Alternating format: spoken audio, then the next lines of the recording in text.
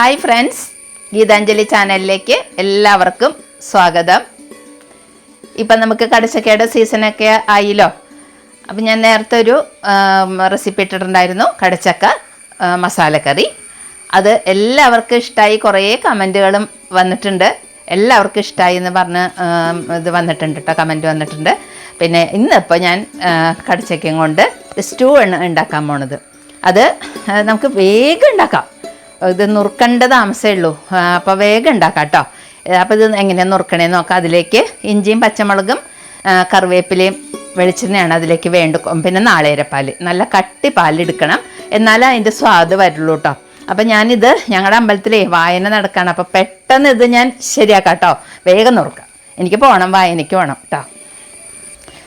ഇത് നമുക്ക് നുറുക്കാം കേട്ടോ. ചെറിയ കഷ്ണങ്ങളാക്കണം. നമ്മൾ മസാലക്കറിക്ക് എടുത്ത അത്രയും വേണ്ട, കുറച്ചും കൂടി കനം കുറവായിട്ട് എടുക്കണം.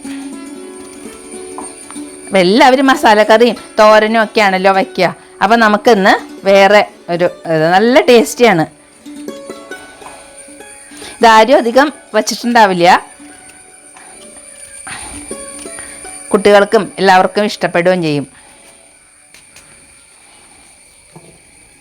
ഇത് ഇത്ര ചെറിയ കഷ്ണത്തിൽ എടുക്കണം.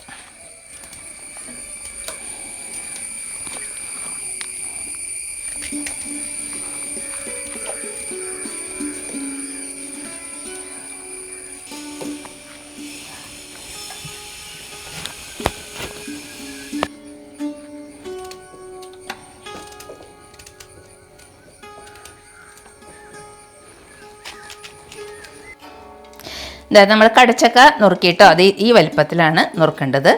ഇനി നമുക്ക് കുക്കറിൽ ഒരു വിസിൽ വരുത്താം.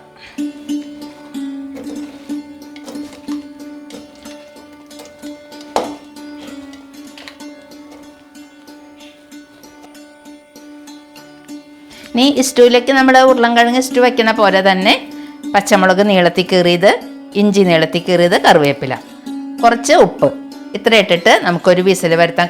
ശരിക്കും പറഞ്ഞാൽ സ്റ്റൂവിൻ്റെ ഉരുളൻകിഴങ്ങ് സ്റ്റൂവിൻ്റെ അതേ ഇൻഗ്രീഡിയൻസ് തന്നെയാണ് കേട്ടോ ഇതിലേക്കും. ഇപ്പോൾ ഉരുളൻകിഴങ്ങ് ഇല്ല വെച്ചാൽ പെട്ടെന്ന് നമുക്ക് ഇതാ കടച്ചക്കയാണോ ഉള്ളതെന്ന് വെച്ചാൽ അതുകൊണ്ട് നമുക്ക് സ്റ്റൂ ഉണ്ടാക്കാം.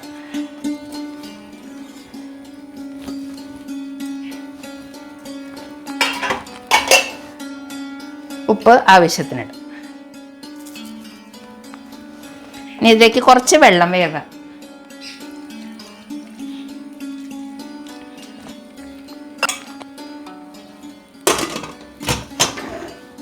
വെന്തിട്ടുണ്ട്, വെള്ളമൊക്കെ വറ്റിയിട്ടുണ്ട്.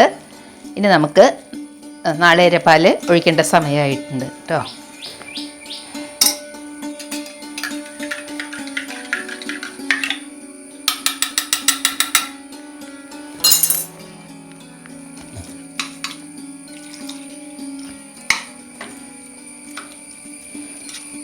ഇതൊന്ന് യോജിക്കാനായിട്ട് നമുക്കൊന്ന് ഉടയ്ക്കാം. ഇത് നാളികേരപ്പാൽ ഒഴിച്ചിട്ട് പതുക്കനൊരു തള വന്നു, വല്ലാണ്ട് തിളക്കരുത് കേട്ടോ. പതുക്കനൊന്ന് തള വന്നു, നമുക്ക് ഓഫ് ചെയ്യാം.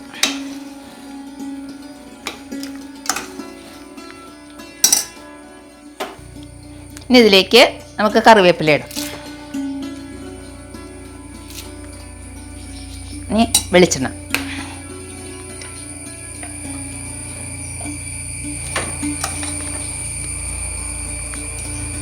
വല്ലാണ്ട് വെന്തുടഞ്ഞിട്ടുമില്ല, എന്നാൽ വേവുകയും ചെയ്തിട്ടുണ്ട്. ആ പാകത്തിന് എടുക്കണം. ഇത് കുഴഞ്ഞ അങ്ങോട്ട് കൊള്ളില്ല കേട്ടോ.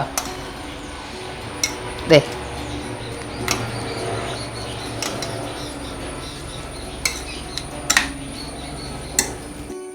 പാത്രത്തിലേക്ക് നമുക്ക് പകർത്താം.